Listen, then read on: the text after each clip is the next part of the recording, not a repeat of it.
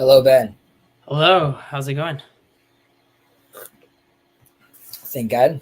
I was gonna tell you that I'm running a few minutes late, but it worked out. It's some traffic, Hmm.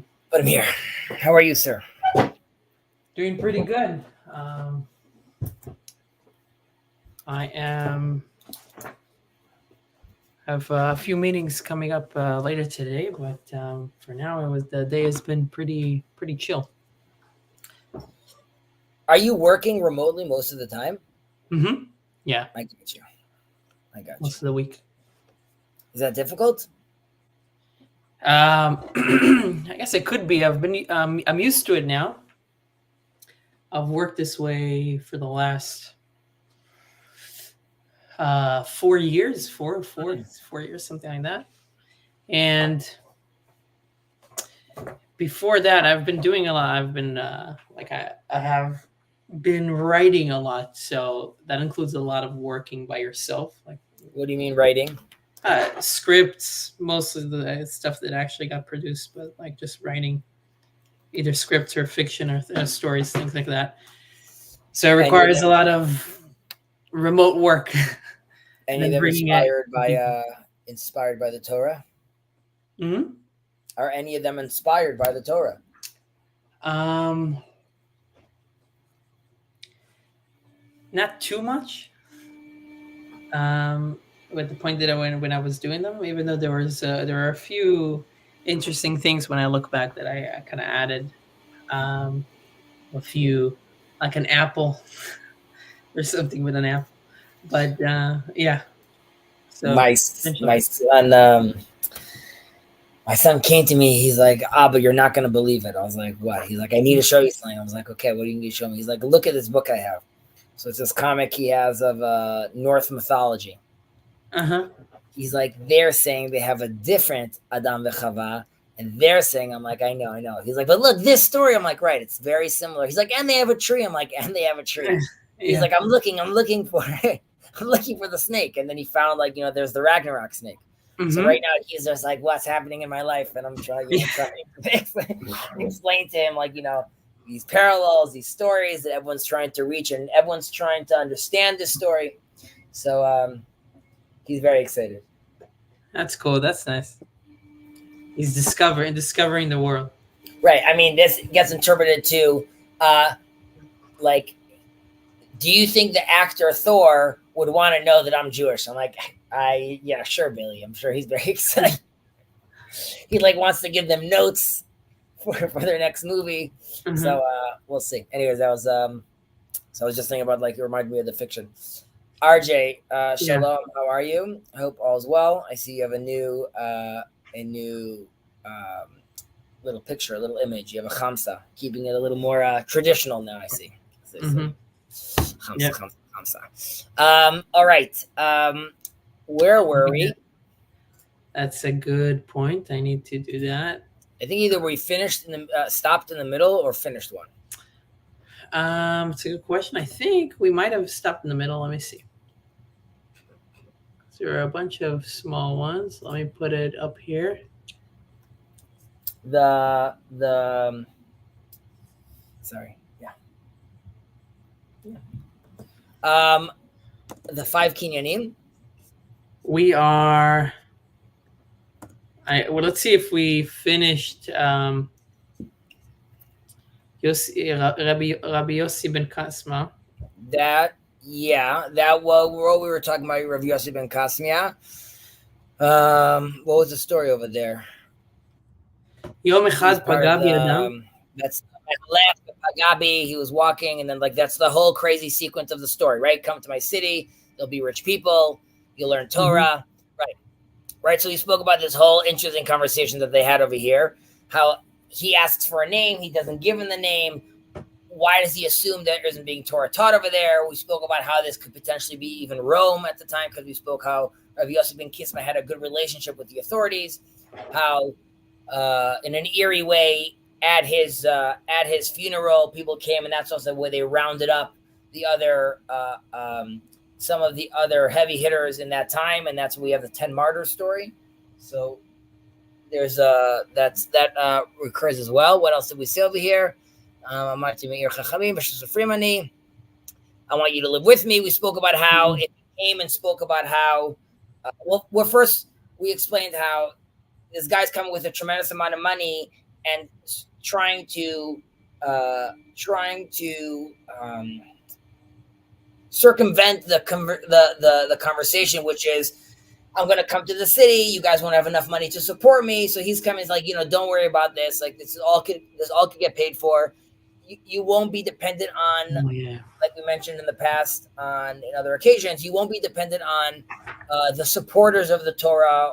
Rather, this already is all being given to you. And right here answers back that I'm not interested in this. I'm not interested. Do you mind scrolling down? Yep. Doesn't King David get mentioned there? Yeah, okay. Then he stresses King David because King David himself knew the value of gold and money and coins, and he himself also decided to not participate in that, and he wanted to value, the study of Torah. So there too, he realizes that what's on the top of the hierarchy. We spoke a little about, I believe, of L'Achzir Shalom, that he wasn't first to say hello, and we said that either because he was not expecting this, or it's because we're talking about Elijah potentially, and the language we use over here could be that this is an internal conversation going on, right. On the road, and not necessarily one happening in reality, one happening internally, and we all should be having these questions, so to speak. And Elijah was testing him to see, would he leave for this gold and silver, basically. But in reality, he stands strong, and he's not tempted by this and decides to stay in his land ultimately. Yeah, and then we have not his land, the town he lives in. Right. So I think we went through that one, and then we continued with Yud. And do you want to start from the beginning, or do you want to try to locate where we were? We can try to locate. I don't know if we stopped the VAM. I can try to look quickly. I mean, we could go back to the old video, but we spoke about these. Here. Sorry. Hello, Adam. I hope all is well. Thank you for joining us. We're happy to have you with us. So we have the Chamisha Kinyanim Kanal HaKadosh Baruch Hu B'Lamo Ve'eluhen, right? These are the acquisitions that God acquires. We challenged and asked, and by the way, anyone watching, the only reason I'm going through quickly is because we've gone through this, but we'll slow down as we catch up. And at any point, Ben, if you think we got to the place where we caught up, let me know. But right, how does God acquire? How is this possible? Isn't everything his already? First of all, he doesn't have to buy anything. And then we spoke about, acquiring is by making something, right? We gave an example of, I think I gave an example of a carpenter, but it could be anyone, a sculptor, anyone that's building stuff or making things really gets the sense of the full acquirement of it, right? He's participating in it. And even that's true, we challenge, okay, so that's great. Why are we only talking about 5, right? Because ultimately, even if we're talking about it's an act of creation, God ultimately has created all things, right? So then we focus on how these 5 acquisitions are actually, they're at the foundation of creation. They fulfill the goal of creation that's like, this is their essence. So that's why they're very important. And we spoke about how and again, the Torah is speaking in the language of man, right? It's trying to relate to us. So just like we see value in, we call it the Guggenheim, right? Why is it called the Guggenheim? Because I'm going to name it something because of how important it is. So here too, what are the beloved acquisitions that God has that he's willing to place his name on top of, right? So these are acquisitions that also are, each one stands alone, right? So it doesn't derive any value from the other ones, right? So each one, while they could still be connected, ultimately, each one stands alone. So that was just, let's say, the preamble. And then we spoke about the acquisitions, which the land, Abraham, Israel, the temple. And then we gave different verses, which one, and now we'll go through these verses and what they're talking about. I don't know if you have your magic book with you, but obviously I do. To chime in. Magic book is here. So Torah minayin, where do we have Torah from? Dichtiv, we're told in Proverbs, Hashem kanani reshit darko kedem ifalav me'az. Do you want to read it in English? Yes, the Torah, as it is written in Proverbs, God acquired me as the beginning of his way before his works of yore. Right. So we spoke about how, the famous question, what's the purpose? Why was the world created? Yeah, right. What's its destiny? And we spoke about how the observance of the Torah and the fulfillment of its commandments are the destiny that we have. Mm-hmm. Through the Jews, there's a certain version of how that gets manifest, and that's true also towards the Gentiles of the world as well. Now we spoke about how the Torah is really the root of with all this wisdom, where all this wisdom starts from, and it really starts when everyone recognizes God's sovereignty over the world, right? And this is like the path He's offering us, right? So everything ultimately returns back to the source, and everyone will eventually understand that the foundation of the world exists. And this goes back to the conversation we have many times about being holy, ultimately, right? Which is God is holy. He's inviting us to be holy as well, so we could partake in a proper conversation with Him. Part of being holy is acting in a certain manner, right? And which is we're there to act in a way which exemplifies God's glory and really manifests and shines and stresses God's image in us, which as Jews we believe are the 613 commandments, the Torah, and for the Gentiles we believe that they have, of course, their own Torah, the Noahide Torah, and that's for a different conversation. But that's the point. We're all supposed to go back to this. We're all supposed to go back to the source. And we mentioned in the past how the Torah, in a certain sense, is a blueprint, right, for the world, right, in how God establishes the world. Bara histakel ba'oraita, the bara alma. God looked at the Torah and then created the world, right? So the universe, in a certain way, operates according to these principles, right? And again, these are spiritual principles. This is not to deny the laws of thermodynamics and the constants in the world, but rather this is to talk about their spiritual framing, right? And so the world is initially created in a way that aligns with this purpose, right? And the existence of the world and the observance of the commandments are the natural way how to use the world, right? That's the proper operating system of the world. And when we talk about a sin, right, or missing the mark, that's the point. And if we are being told that the world is operating on an iOS system, right, so you have other religions today which are jailbreaking things or working with Android, and that doesn't mean they don't have reception, and that doesn't mean that they can't see great colors. But ultimately, if you want the full experience of the syncing of your iPhone, iPad, with the earpods and the whole, there needs to be that sequence. There needs to be an operating system that allows you to do all those things and work with all those things. And that's why very much, Apple doesn't jailbreak, right? They have their own thing of how their system works. That's not to deny the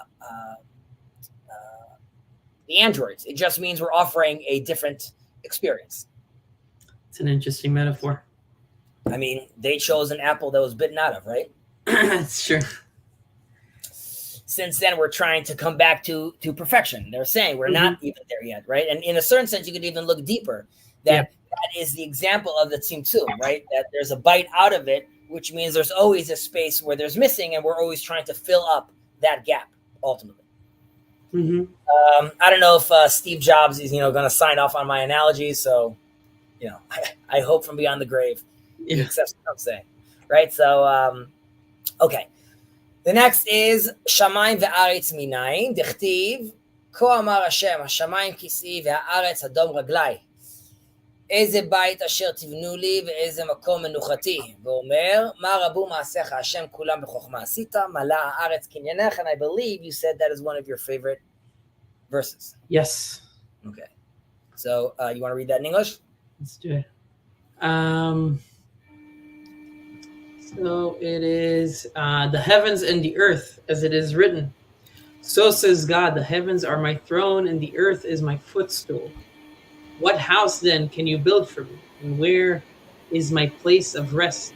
And it says, how many are your works, O God? You have made them all with wisdom. The earth is filled with your acquisition.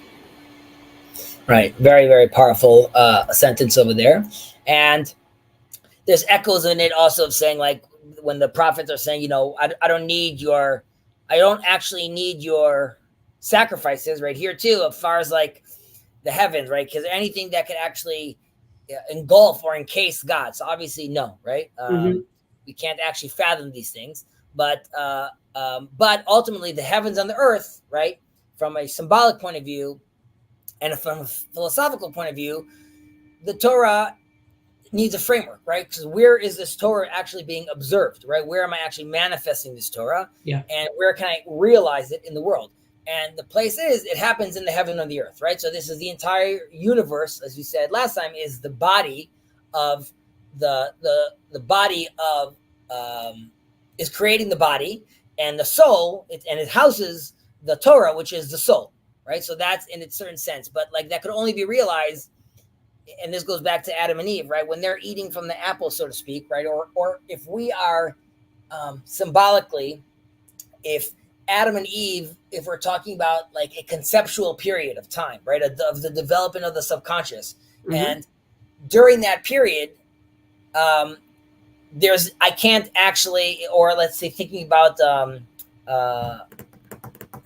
what's the word I'm looking for? Quantum mechanics. Okay, yeah. So it could be here or it could be here, right? It only happens once I observe it, right? Once I observe it, once there's the observation, then there's the superposition, right? Then it's actually we're deciding where it actually is. Yeah. Right. Okay. So before eating of the apple, right? These are all options. It's good. It's bad. They mean nothing to me because I can't actually manifest them. So what does it matter? I have nowhere where I can actually actualize this.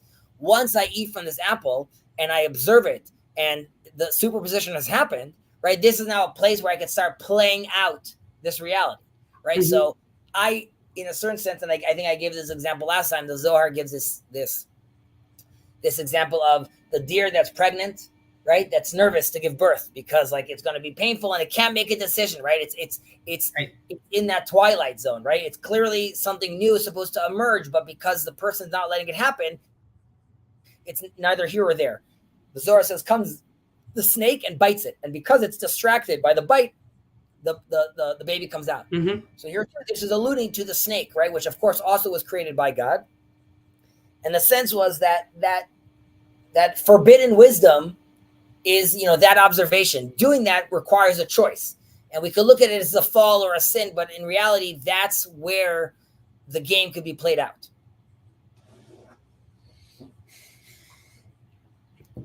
And all that you connected to the heaven and earth.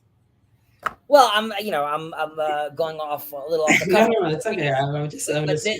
But this is coming off from heaven and earth being the place where the conversation is happening, right? So the universe where the Torah can be held is this place. That's why we need to mention the heaven and the earth, right? So without them, there's no festival. Yeah, it gives it the space. It gives it practicality. Just like when you design in a house, you can think abstractly about like you can say these colors are bright or whatever, but you can't say if they're good or bad because it depends on the house, on the position of the sun, on the position of like what you want, what kind of room is it, kind of stuff like that, I imagine.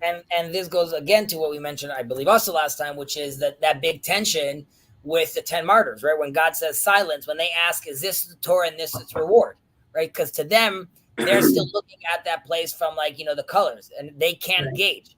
And God says silence because I'm watching the drama unfold.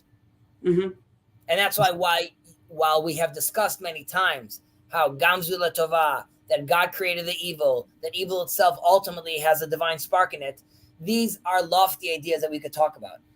On the ground, if you lose someone, you sit Shiva. The Torah is not interested in you for at least for 7 days. The Torah is telling you it's very nice that you conceptualize this, and it's very nice that I'm telling you mourn, and I'm telling you don't keep commandments right now. You're supposed to be mourning. So we are humans at the end of the day, and the experience we have is a human experience. Right. So we were talking about the heavens, and of course, from just looking at this symbolically, the heavens obviously represent the higher, more spiritual realms, and the earth are talking about the actions that are happening on the ground. Right. So and as we know, we can't actually fit God inside even the temple. Right. And there's different levels of interpretation of what that means. But for all intents and purposes, purposes, God cannot be confounded into the temple. That's why the heavens are more vast symbolically. So that would be, if I'm thinking about a vessel, that's sort of where it's coming from, right?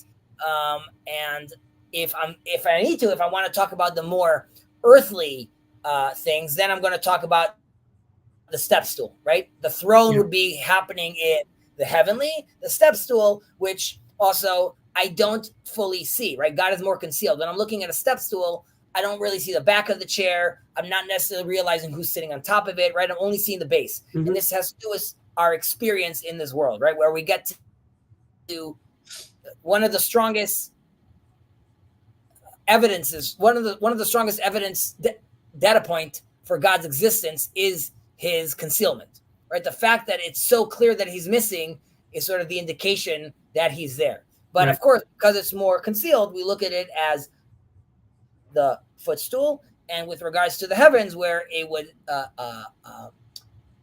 his holiness is more revealed, so to speak, right? Or when I look at the Hubble telescope and I'm like in awe, that's where a place where there could be more of that majesty happening. Right, and this is what the Rebbe brings here in the Magic Book, is that when he talks about the acquisitions, he talks about things that, what does he say here? The light is less obscured. Their movement from up to down, let's say in the world, is less obscured. So it's almost like things, like we said, like things that God acquired. So it's almost like the infinity within God is expressed or visible a little bit more in those acquisitions. So it's almost like when you buy a book, you open up the first page and you put CS, right? Or BS, whatever. So you put your initials. And that is your item, but the fact that you own it is a little bit more visible because you put your initials there. Your name on it, right? Exactly. Right, so you attach your identity to them. So those are things that are. So that's kind of how he talks about that. I like that, right? So those are elements because God, in theory, right? We say "Leita tar panui mine," right? There's no space void of you. Right. So even if I'm looking at this little rock, or I'm looking at the coronavirus, right? This too is God's glory, right? However, like you said, there's things that have his name on it, which are more clearly, his light is shining through them more clearly. Right. Okay. Moving on. Yes. So, okay. Avraham minayin. Dechtiv ויברכהו ויאמר ברוך אברהם לאל עליון קונה שמיים וארץ.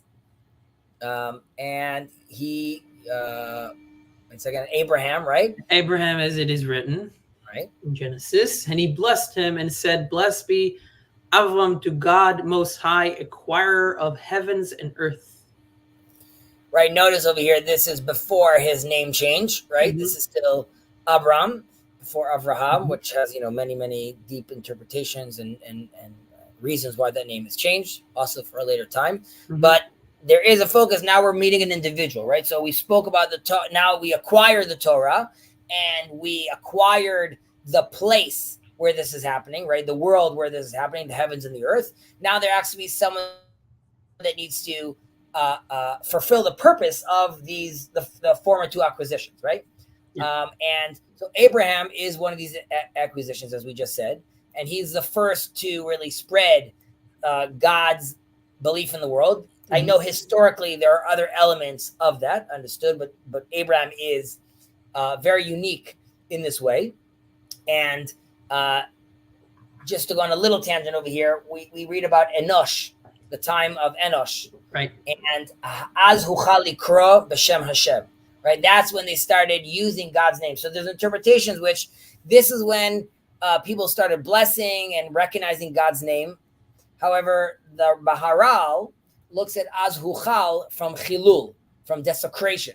And he says at this point, God's name began being desecrated, which is people realize that the we say God is Melech Mamchem Lachim, the king of all kings. It seemed for people at the time, focusing on the more kings was easier than focusing on the one king that's all encompassing. And in many traditions, that really stayed in the more mystical or secret teachings of these things. So let's say when we look at Hinduism, we know about all the multiple gods, but ultimately it goes back to Brahman with a source. But that's for the priestly, that's for the Brahman people and their priestly class. That's not really being taught. And the layman is interacting with the other kings, the other intermediaries that the Torah talks about. And there's a sense where if you want to have a conversation with God, you need to know who you are to be able to speak to God. Okay, so Moses knows who he is, and that's why the conversation with God is fruitful, because I know me, so I know you. When you're talking to me, this makes sense. Azucha likro b'shem Hashem was also more amorphic or more general, which is people started reaching out to God. The problem is they themselves weren't oriented at that point. They themselves didn't know who they were, so that conversation is diluted. And just one last thing about that, that is also the difference between Bilam the prophet and Moses, which we say that if you look at the book of Leviticus, Vayikra in Hebrew, the last letter of the first word, Vayikra, and he called out, is with a small aleph, the first letter. And the reason the Midrash says it's small, because Vayikra means God, the way God and Moses spoke to each other was at this very high level of resolution.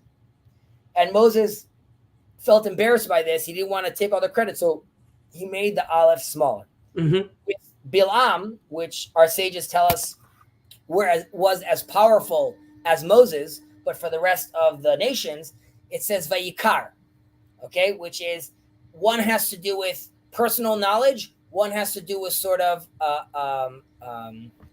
passing knowledge. It wasn't necessarily directed purposely. It's more that Abraham. It's more like Moses is fully oriented, so he could see the matrix clearly, and that's why he could act like the one, so to speak, right? He could manipulate the source code and speak and do and save Trinity. Bilam is he happens to tap in to the matrix.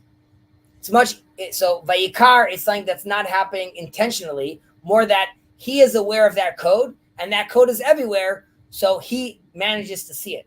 Right. So he's missing the aleph. He's ignorant of the aleph, and maybe can we say that the aleph is the source, right? He's missing the source. He doesn't. I haven't thought about that by the way, but he's missing the source. That's great. So he's missing. Now, the reason he's so powerful is also because, like Abraham, he also comes from Aram. Aram is one of the groups that managed to maintain in it. It's like we just spoke about, Azu Chali Kro B'Shem Hashem. They managed to maintain this understanding of God. From Abraham, we had a recognition of proper orientation that continues on with Moses. For the rest of the world, Abraham is Bilam is special because, like Moses, he is there to offer global prophecy. So for the collective, that's very powerful. You don't want it to just be for the individual. However, again, it's weakened by the fact that it's not intentional. Yeah. Okay, but that was interesting. So that's by the way, that if you also realize earlier on we spoke about in Pirkei Avot, we actually speak about Abraham and we compare him to Bilam. Yeah, right. And that's because they're shared lineage, right? And they're shared interest here because that force is strong in both of them. Bilam is one lucky fella in one way. He's been compared both to Moses and Abraham. But that is in a certain sense always a conversation that's happening, that all the world could up its level, and the individuals all could be seen as holier than the high priest. Yeah. Right. So again, there's a difference between the collective and the individual, and we're always dealing with this tension with the foreigner coming inside in some way.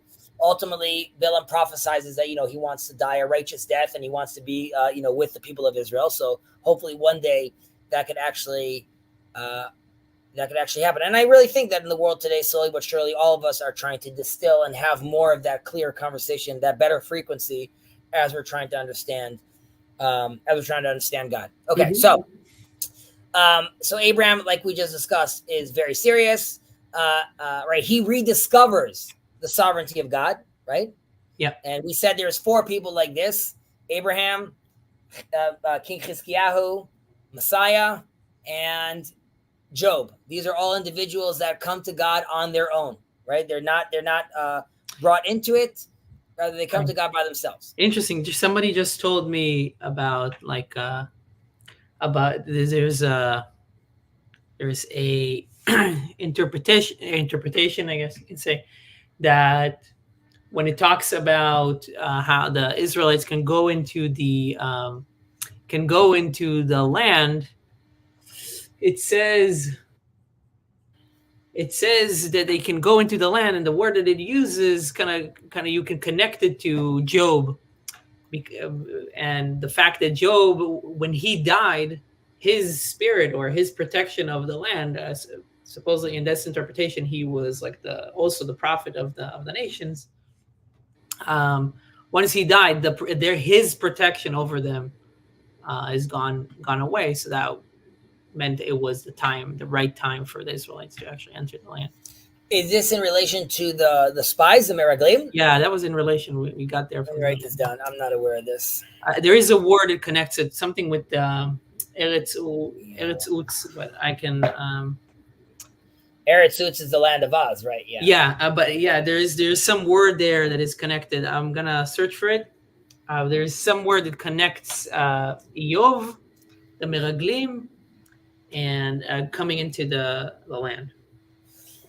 I don't know if I spoke about this with you, and we won't get into it, but like Job, Jethro, and Bilam also represent and this relates a little to what you're saying. Mm-hmm. These were Torahs, these were operating systems that existed in the world that the world knew about. Right. And this goes all the way back to why, when we have the story of Pharaoh trying to figure out what to do with the Israelites, or more about the fact that there was a prophecy that a redeemer will come for the Israelites, right? The 3 wise men who are giving him advice are Job, Jethro, and Bilam. And the idea is that those were the 3 Torahs. One represents between man and himself, man and his creator, man and the world. And the reason of the Torah of Moses is because it is the Torah that balances all 3 of them, basically. Yep. But again, this is giving a lot of credit to our boy Bilam. So hopefully he'll do well. Right. So we said that Abraham rediscovered the thing over there, and just on Abraham, obviously we call him Avraham Ivri, the Hebrew, and this is because the entire world was on one side of understanding. Right. He's leaving his father's idol shop, idols are us, and he was on the other side, holding, believing in God. And at the time, obviously, it's very dramatic that you're going to be the one person that's against everyone else. There are some hints to this in the concept of the Hindu, because it's the Hindu River and it's on the other side of the river, and that, like, again, that whole cross pollination that's happening with the East. Yeah. Anything in the magic book about our boy Abraham, or no? It says. No, I think we touched about this, about like he says like the pre-Sinai world, like testifying that he was able to, like, always devoted his life to bring awareness to the pre-Sinai, to bringing awareness of God to the pre-Sinai world. But yeah, so that is. So I spoke about this once with the Noahides, about there's the Abraham path and there's the Moses path. Mm-hmm. Right? Abraham path for the individual. And when we say what Abraham, there's a term, it's called a nefesh asher asa b'Haran, all the souls that he created in Haran. And the sages tell us that him and his wife were on a theological mission at the time. And they were teaching a version of their Torah to the people in their neighborhood. There's obviously the school, the philosophical school of Shem ve'ever, right, where we have one of Noah's sons is still there, potentially still teaching. And so we are aware that this philosophical and theological knowledge is still out there that Abraham is playing with. And then we have the double lech lecha. Right. Moses leaves once, and then Abraham leaves once, and then leaves again. So once is for the once he leaves, and then he realizes that God wants this universal mission of like just teaching a few people. It needs to be focused within a people, and then from that people it will spread on. So Abraham goes and comes back, and that's because there's a whole relationship and thing he's cultivating at that time, right? So I agree with your book. Yisrael, right? We're next one. Yisrael minayin. Dichtiv ad yavor amcha Hashem ad yavor amzu kanita. The Omer in Tehillim, in Proverbs, in Psalms, lekdoshim asher be'eretz hema ve'adirei kol chefzi bam. Israel, as it is written, Exodus, till your nation, O God, shall pass, till this nation you have acquired shall pass. And it says in Psalms, to the holy who are upon the earth, the noble ones, in whom is all my delight. Right. So I'm sure you guys all heard this before, but the people of Israel, right, were created and for the purpose that God is declaring on Mount Sinai, right, as he tells them that you're going to be a kingdom of priests and a holy nation. That's what God is expecting from us, right? So this, again, when being chosen, that doesn't mean better. It just means there's a sense of responsibility that we have. And anyone that wants to take on that responsibility is also chosen, right? So if I'm part of a group that's going to make sure all the garbage is clean in Jerusalem. It's not exclusive. If you want to also clean the garbage in Jerusalem, you are now part of this group. But until you join that group, I'm the group that's doing that because I'm the group that's doing that right now. So we are God's people, and we carry the responsibility of bearing God's name, right? And the question is like, how are we doing this, right? So it's of course by observing the Torah and fulfilling the commandments. This is how we're doing this, and God really sees us as one of his hidden treasures, as the Torah talks about, right? Which is he built this whole world, and he has his children, which he considers like, his special acquisition or his prototype, or I don't know if prototype's the right word, but where he wants to try to manifest this. But again, it's supposed to be a roadmap for everyone else. So in OpenAI language, this code that the Israelites are playing out, which we are still playing this out, ideally, should it prove successful, which as believers we believe it will, everyone then is asked to adopt that code because it's a successful code. The flip side is also offered to the Israelites. When you come to the land and you look at the nations around you and you see they have a king, you could give yourself a king, because God is letting them know, hey, guess what? The world in its wisdom managed to figure out some good systems. Yeah. And as long as they work and they're not corrupt, partake in them. And I believe the interpretation of king doesn't mean monarchy. It means system, democracy, monarchy, whatever it needs, you need to figure out that works at that time when you're in the land. And again, but we're not in a vacuum. There are the other nations out there. Even if we are the chosen nation, that is among other nations, right? So we are not walking alone in this place. There are other people and other things and other narratives and other stories that are being played out. Right. There is chokhmah that we can. Right. Exactly. So the wisdom in the Gentiles or in the nation of the world, you should believe that it's something that is worth acquiring and understanding, right? And right. So really, also when God, obviously, the famous story of the Exodus, right? When he frees us and he tells us that you're going to come worship me in the mountain. This is all part of the deal. Well, interestingly enough, if you look at the text, the Israelites were aware of a prophecy that will be released one day. That's also part of the code sequence that Joseph uses, right? He says, he tells the descendants, when I die, one day, God will come back and claim you.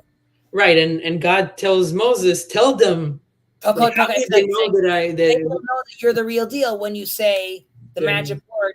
Now, this is in the context of a midrash, how what the Israelites would do on their downtime is they would play they would reminisce on their old stories by the fireplace, basically. That's what they would do to sort of lighten the mood.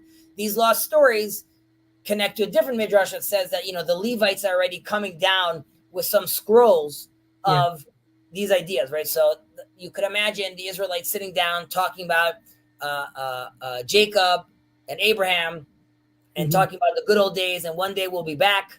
So then you hear Moses come say, then they leave then he takes them to the mountain. There's never a discussion about the commandments, by the way.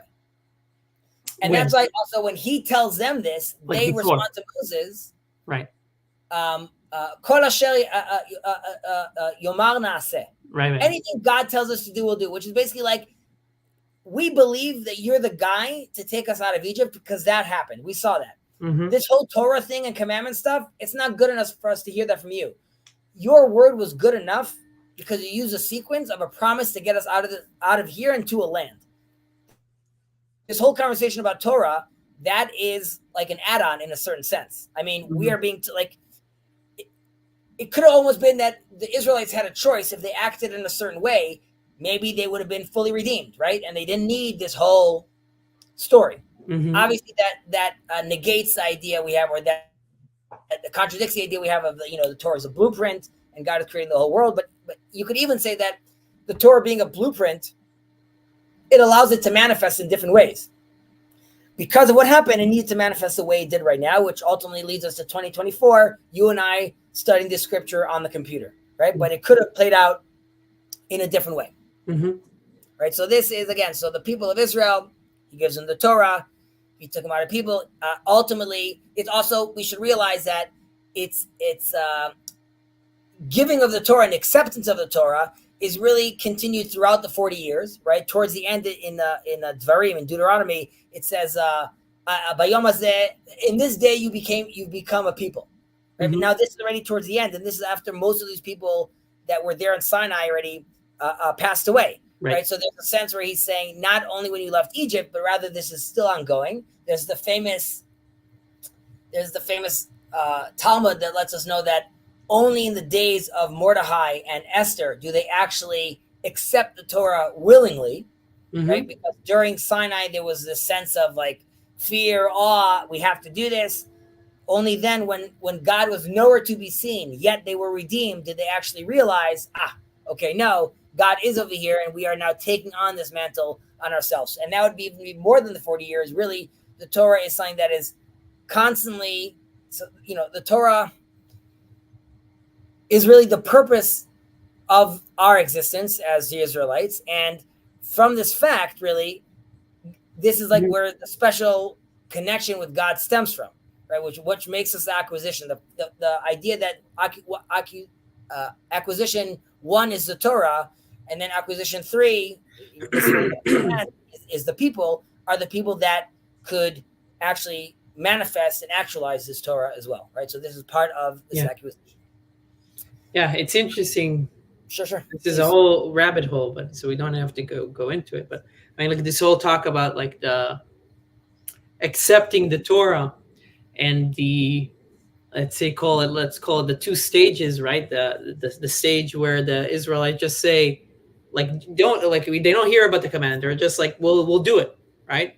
Yeah. And the idea that it's thrust upon them, right? Like a gigit, or like it's more about fear. And then eventually in Mordecai and Esther, it's more of an active or intellectual or rational decision. I feel like that's that theme keeps coming up also in Hasidus, or like in different ways. So but it also is a reflection of reality, of how things work. Even as if you think of humans as children first, and then growing up, right? As a child, you take upon yourself things and you don't even know, right? Your parents tell you what to do, and you're like, oh, okay, right? You don't really understand. And then when you grow up, you need to go through that process again. But this time, you need to have a rational understanding of what it means, right? And I know that Brit Milah, like circumcision, in the Jewish sense, is very much like that, right? You do it before you even understand why you need to do it, right? You're a baby. So that keeps coming up. I feel like it's a beautiful representation of how reality actually works and what you have to do in order to actually act in the world. First, you need to take something and embody it, and then you actually are able to understand it. I guess the only other example that I'll give here that is just a little bit different is when you learn, for example, a martial art, like let's say wrestling, like jujitsu. Sometimes you just need to roll with people. You need to like experience it, and then once you actually experience it, you can actually understand more the technical things because you've already embodied some of it. You've been in different positions, so and that also how that works as well. I mean, this is contrary to, like, when a kid falls down today or a kid having the tantrum, like the culture today tells us, like, oh, how are you feeling? Validate your feel. Like, there's a sense where, like, no, like, you need to be told in a certain sense what the reality is for you then later to realize how to interact with it properly. So, like, there's a sense where it needs to be thrusted upon you as long as there's wiggle room and space for you to take it on yourself. So I can't remember exactly which prophet says this. I think it's Isaiah, but it talks about how if earlier God pulled us by the hand, now it's going to come from our heart. Where the sense was the pulling by the hand is God had to like sort of pull us, right? This is part of us being a stiff-necked people. Yeah. Right? Like we're not easily convinced. We don't want to hear. So there's this pulling along. However, at the end of days, it's a willingness from us to want to participate and want to do this, and it's coming out from us. And this is it goes back to Shuvah Elai Shuvah Lechem, right? Return to me and I'll return to you. Yeah. At some point, Jacob will agree. This is Jacob's channel. Zionism is a bad idea. I believe that 1948 is, in a certain sense, God saying, like, that's my move, right? Like, what's your move? Arguably, Jacob could say, like, well, the Zionist state was the wrong move. Sure, fine. God is still waiting for our response. And that's part of that dialogue, and it requires from us to ante up, right? We can't just, like,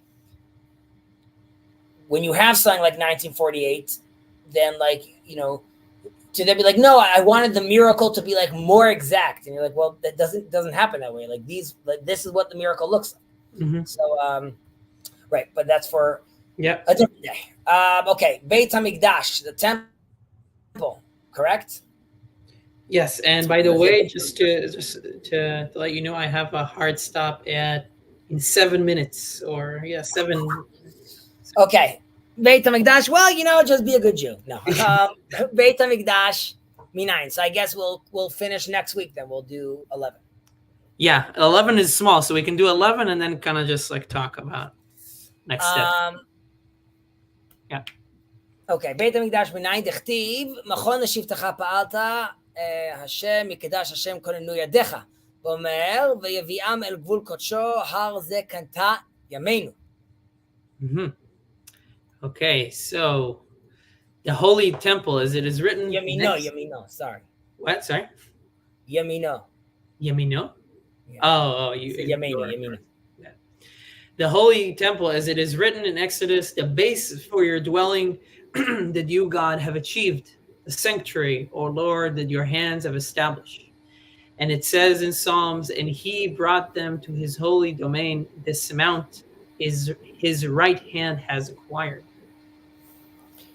Right. So the temple is magical, even though we said, you're right, God can't be contained, and the temple is an 8th-day creation in a 7th-day world, and it keeps getting destroyed and all that good stuff. Having said that, God does still locate and sanctify a place, right? Because of the human need for connection, because of us trying to have him in this, try to have a connection with him, which is somewhat physical, right? We have a temple. However, a Beit Mikdash, right, eventually also turns its name into a Beit Tefillah, a house of prayer. Yeah. And these are also verses that have to do, which allude to our relationship with also the Gentiles of the world, right? We say, of course, in Micah, right, from out of Zion shall go forth the Torah and the word of God from Jerusalem. So this is happening obviously here. Ultimately, we say that V'naharu amim rabim, right? So many nations will come and say, come, let us go up to the mountain of God. And what's interesting over there that he will teach us from his ways, and we shall walk in his path, in Rabbim, in plural. And this is in a certain way also to let the world know that the temple serves not only as the point of orientation and unity, but also the place where multiplicity can get expressed, because there's an interpretation, which is his multiple ways and multiple paths are there to show that there are many paths and many languages. While they all have to be oriented properly through the temple, the Christian, the Buddhist, the Jew have their own unique path and their own unique way, right? So there's place for all those paths. All roads lead to the temple. But it's okay for us to be on separate roads, just like it was okay for the 12 tribes to have their own path, as the Midrash says, when they walk through the Sea of Reeds, right? So, but we could ask, as we're wrapping this up, is the order important, right, of the things we're talking about over here, right? Is the Mishnah, the way they're giving to us, are these just general 5 acquisitions, or is there a sequence to them, right? And it would seem that these acquisitions are really all made to help the people of Israel achieve the purpose of studying of the Torah. And the reason is so Israel should observe it. So that is really, and if they observe it, God could be in this place. So it really continues in a certain order, but it's all there for us to be able to manifest it properly in this world, and then create a vessel for God to be with us as well. So it ends at the temple, but ultimately, with proper orientation, we ourselves are supposed to be like each acquisition of these things brings the divine presence, brings God closer to being revealed in his creation, ultimately in us, right? So even at the temple, ultimately it's in the internal temple that we build for ourselves and the way we act, right? So we want to be manifesting a temple in our everyday lives, and that is something that we want people to be able to see, people to come to, people where people could extract wisdom from. And in that sense, we are all a symbolic Jerusalem in that sense. We're assuming we are embodying that idea that goes all the way back to God's requirement from us. Right. And since we're on Jacob's channel, and Jacob is semi-officially related to Chabad, right? We can also say that, like, the Chabad's, like, their motto really is that our duty here is to create a dwelling place for God in this world. And that means in the world, but it also means, because like it says that God will dwell inside of the temple, and it uses plural, in them, right? It means that within us we are a temple, and that is where we create a space for God in ourselves, within our actions, our thoughts, our speech. So, and that message dovetails very well with other messages in the TLC, all the way back to JP. 100%. Right. That's a very good verse. Right? Just again to stress, build me a temple and I will dwell amongst them. Temple in singular, dwelling amongst them in plural. Yeah. And we are all the temple. You got a bust. So I got a bust. Next week is our last week of Pirkei Avot. And any thoughts on Rambam or no? Oh, right. Perek Chelek. Yeah, I'm down for that. Perek Chelek or the Shemona Prakim. Yeah, we said Perek Chelek. Is Perek Chelek part of Shemona Prakim? Is that the first? There's the Perek Rishon. 1 second. Yeah. 1 second. I have one here. Hanachot HaYasod. Second parak is choice, free will. The third parak is different value, like sort of the hierarchy of values. The fourth would be tikkun hamidot, really working on self-help, how to act properly. The fifth one is the meaning of life. The sixth one is the evil inclination, talking about some philosophy as well. The seventh is Yeah. the stages of prophecy, and the eighth is about freedom. Yeah, I think it dovetails well because obviously he wrote it for Well, really, it's really, I would say you should learn this. Not, you don't have to, but like you could learn this and then learn Pirkei Avot, because this is sort of, this is introduction to material it. you're armed with when then you take on to study Pirkei Avot. Yep. Which one is the guide to the perplexed? RJ asks over here. Okay, so that's called the Moreh Nevuchim. The Moreh is, I mean, you just call it the guide or the Moreh, which could also be the teacher, but it's also the guide. Or Moreh Derech means guide is someone that is showing you the way. To the Nevuchim really means ones that are embarrassed, and they are embarrassed by their perplexity. In English, the terminology was just guide to the perplexed. There's close to 20 years between him writing his Mishnah Torah, his legal codex, and his writing his theological work, and that happens later on. Yeah. How's the English translation of the Guide to the Perplexed? You have good English translations to the Guide to the Perplexed. I personally like the Schwartz translation. Yeah, I don't know which one Safari uses, but it's good. I have to go. Thank you very much, Chezi. Thank you, everybody. See you next week. Sir.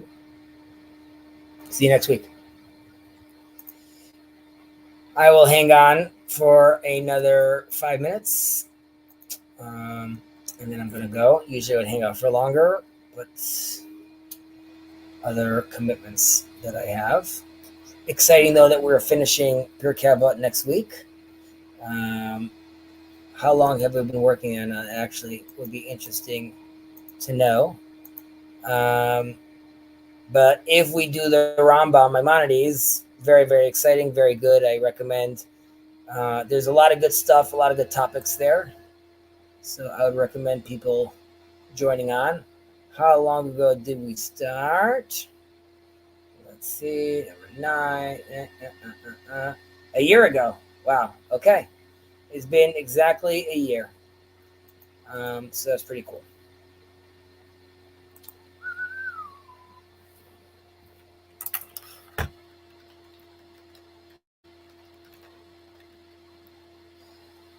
Thank you, RJ. You could have a nice do. I know I still owe you a conversation about Hinduism. It's another thing you could take if you want to play around with. I think I told you already the sequence that appears in Kabbalah as part of the God's letters. There's many letters that make God's name and the sequences, but other things that you could play with as well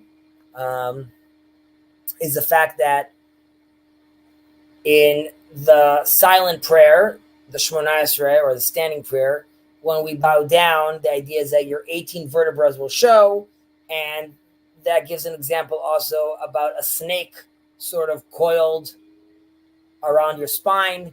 And in Kundalini Yoga, you have the snake that is also on the spine, and that is supposed to be giving you wisdom. And just like Eve, you have the snake. You also have, in the Greek traditions, you have these oracles. They were called like a Pythia, because they would kill a python and then inhale. They would burn his blood coming out of his head and then inhale the fumes, and that would give them this divine wisdom. So there too, you could see this idea of the snake and wisdom is both in the East traditions and in the Jewish traditions as well. We're playing with that idea, and there's really verses in the Vadas that really parallel many of the teachings that we have as well. Sometimes like in an eerie way. But that's another little tidbit.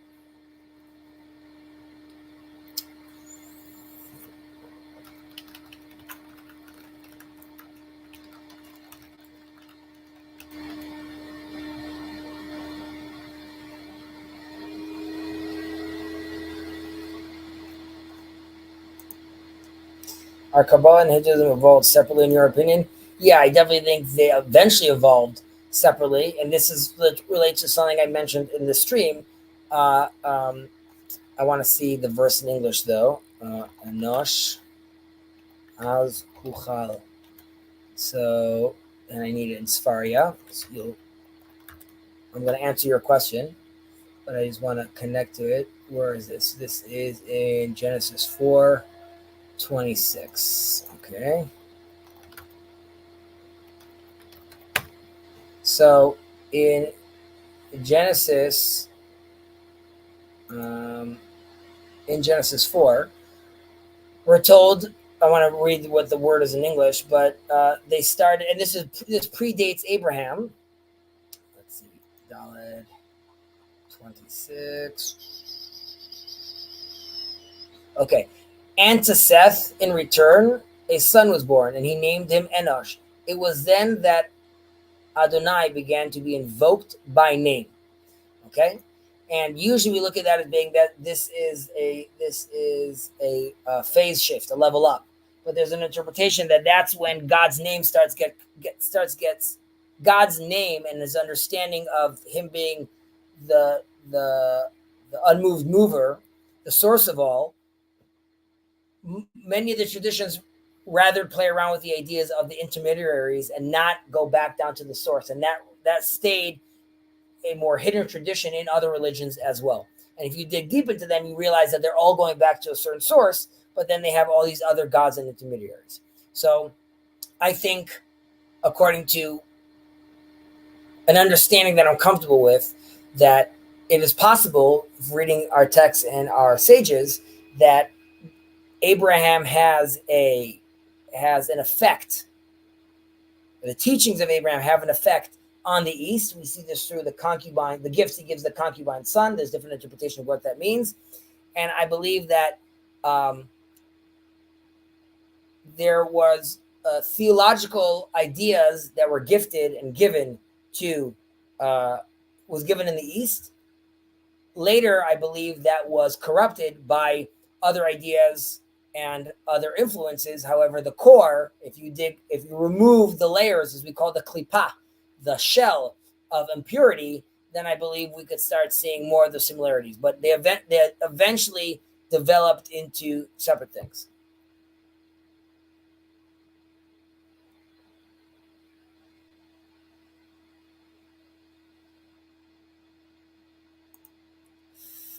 Still need to check out the and for such parallels. I'm looking at Shir Hashirim, a song of songs. Yes, one of the works of King Solomon. A beautiful, beautiful love letter between Israel and God.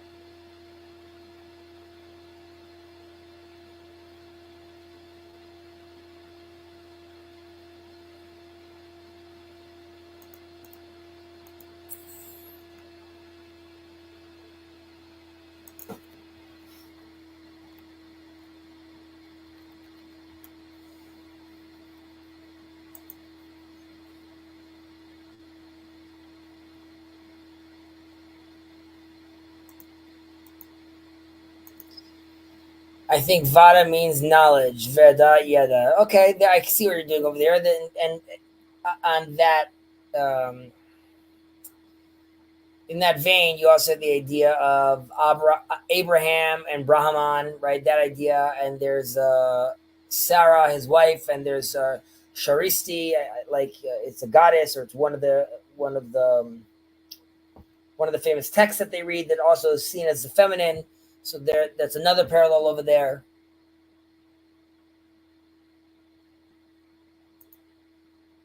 Did I enjoy part 2 of in navigating patterns? Mark is an interesting person. I wrote to him, thank you for doing it, not because I participated in it. I just think that's a good book to be playing around with. I'm glad it's also not heavy Christian, so I think it's a good way for Christians to also look at the world, and I think it's in a certain sense there's Jewish undertones over there, so hence I'm appreciative of it. Specifically in that book, there is a beautiful sequence of, it says "Let there be light," and it shows you how, those shape of letters could be abstract, and then eventually it creates that word "Let there be light." And in that page specifically is a very big insight and a very good illustration to understand these things. So again, I'm happy that good knowledge is being disseminated. Whether or not I like the actual contents of how they teach the class, I didn't focus on it that much. When I saw you there, I don't know if you were there the second time, I think they could benefit having a Jew there, if you feel comfortable being representative. How does a culture corrupt the teachings of Abraham? By adding stuff, or is it being unethical? Great question, right? So we just said, Az huchali kro b'shem Hashem, right? We just gave this example from Genesis. And then he began, then that Adonai's name began to be invoked by name. The corruption there is when you are adding veils and separations every time you add a name or detract from him or change him, and then once you start seeing him as oh, he's the god of water and it's Zeus and it's thunder, those are all layers and veils which to some people at periods of time was maybe easier to relate to, right? I mentioned this in the past, so you'll excuse me. The reason when we say the Shema, we cover our eyes because we say Elohim, right, which Paul calls the Aaronic God, is the same as Adonai, God number one, the agentic God, right? So the Aaronic is nature, which includes in it tsunamis and cancer and death. And then you have the Bible God, the Yud-Kei Vav-Kei, the Redeemer, the one that talks to us, that saves us, that loves us. It's very hard for us to see two of those things. So we say God name is one. We close our eyes to have that cognitive dissonance where we could actually be in that space where we feel comfortable to say the unthinkable. That is all one. It gets corrupted when you start creating those separations. Well, it's not really one. It's two powers in heaven. These other intermediaries, they also represent certain things. So the Talmud and the Torah is understanding of that. And it is aware that the other nations of the world have those relationships with those intermediaries. And it's not necessarily being frowned upon. You should notice that many of the prophets don't go to the other nations of the world and tell them, start believing in one God right now. That's not necessarily the requirement. The requirement is to act in an ethical way. So we as Jews believe that slowly but surely people are removing those veils, getting rid of those mediators, and getting closer and closer to the Father. And that's what we're aiming to. So they get corrupted by additional layers of mediators and interpretation and veils. I hope that answers your question, Aaron, and I hope you're doing well. But at least by the academic standard, it seems Hindu knowledge influenced middle-aged rabbis. That's true, and there's also a name of, I'm forgetting his exact name, but he was a Buddha'i. He is a former Buddhist that becomes a Torah sage, or he was known, that was his nickname because he was around there. So yes, there's cross-pollination at that time, and there is a midrash that talks about how this rabbi was in some ashram, and then he realized what they're teaching. I believe it's about reincarnation or other ideas. And he tells them he's almost terrified how similar it is, but how it's also dangerous because it's different. And he warns that you're playing with fire basically, because you're so close to the real, yet you could, by tweaking some things, you could turn it into what we would consider idol worship. And obviously, definitely the mathematics, and I'm forgetting the name of the equation, the Ibn Ezra, There's things that obviously the Israelites, the Jews, the sages adopted from the world, and as we are told, there is wisdom to be found with the Gentiles, and we should adapt it. The Paga Paju Gopi connection. Oh, gotcha. Around Krishna and his yoni seems at best. It's a whole discussion.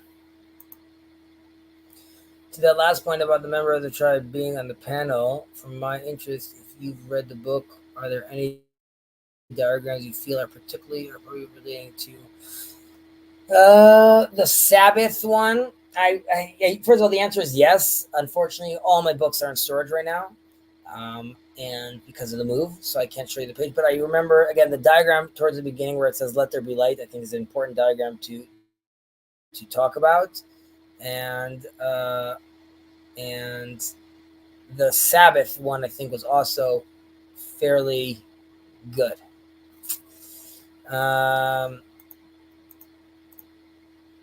That's interesting. Thank you, Hope as well. Okay, awesome. Mishpa'a ribu'it. Okay, first of all, where are you getting your Hebrew from?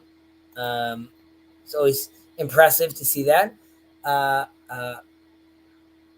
You're saying that's the equation that the Ibn Ezra knew, right? I'm forgetting the name of that in English. My Israeli side is coming out. Let me check this out for a second. It's what is the equation? The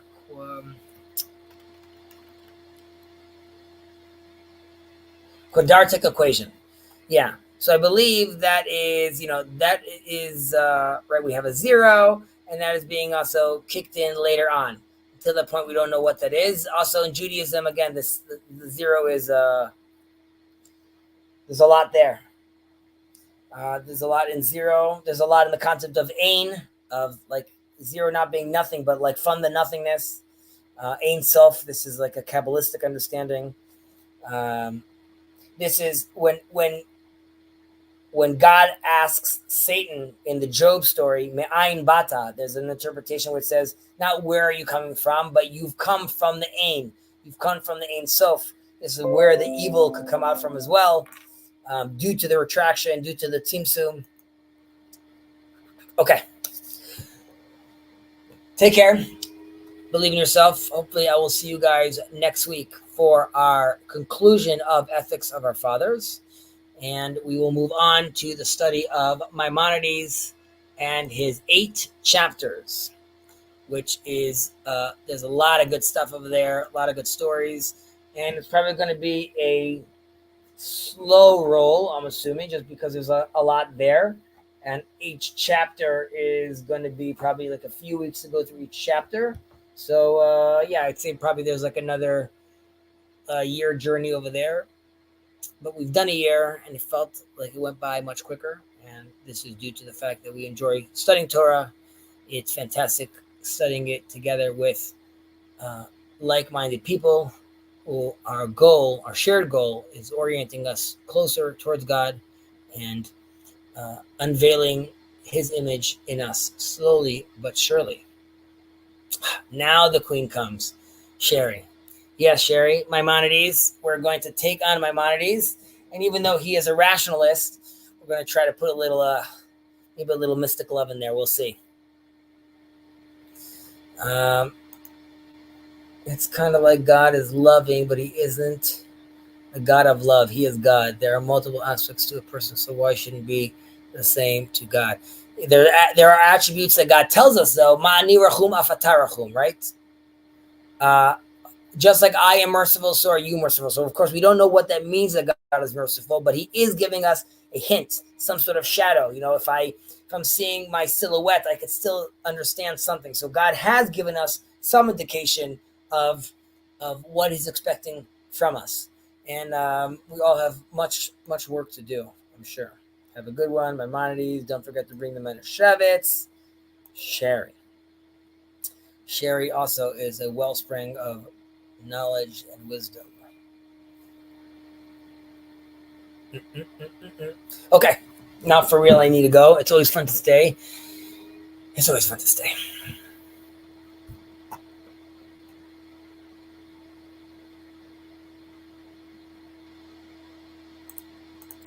Sherry still got me. Have you read Solovave? You don't mean Soloveitchik, because if it's Soloveitchik, yes. If you're writing Solovave and this is someone else, then no. I'm reading his lecture, Divine Humanity. He has some beautiful things to say about Judaism. So I think I don't think you mean Soloveitchik. I mean, you mean Solovave. The answer, I didn't. His lectures, reading his lectures, Divine Humanity. Okay, I'll check it out. Some beautiful things to say about Judaism. Do they have any nasty things to say?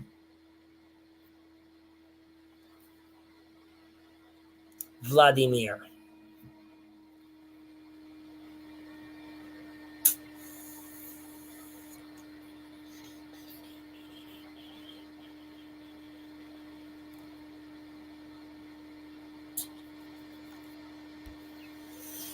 Has a lot of things to say about the Jews. Paul Sartre, complicated fellow, but one of his sentences about the Jews is that we'll never know what the Jews are actually thinking, he says, until they have their own state, a nation.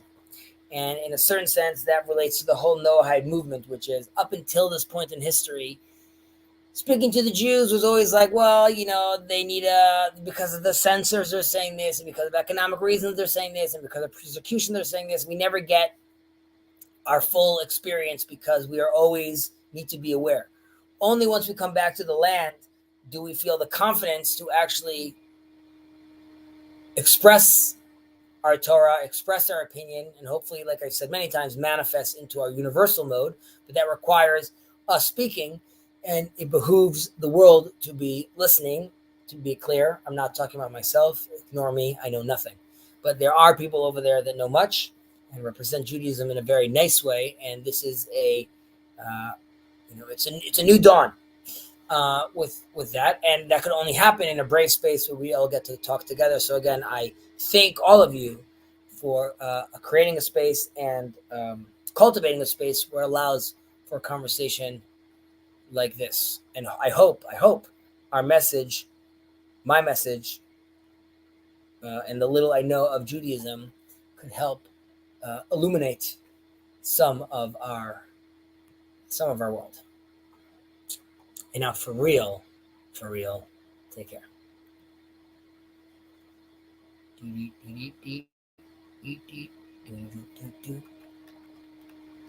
Yeah, I just finished.